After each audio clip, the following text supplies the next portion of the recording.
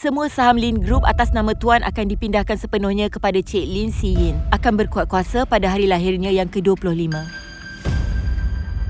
Baiklah, Tuan rehat dulu ya. Atuk. Papa kamu tu lembut hati sangat. Kamu ingat Atuk tak nampak ke apa? Hela, Jin Wan Rong dengan anak dia. Si Yin, masa depan Lin Group bergantung pada kamu. Atuk, Si Yun tak nak apa-apa pun. Si Yun cuma nak Atuk sihat je. Atuk sedar kesihatan Atuk ni. Si Yin, kamu ni bukan budak kecil lagi. Kamulah pewaris yang sebenar bagi keluarga Lin. Si Yun tak nak jadi apa-apa. Si Yun cuma nak Atuk sihat je. Atuk, Si Yun janji akan jaga empayar keluarga Lin yang Atuk dah susah payah bina dari dulu.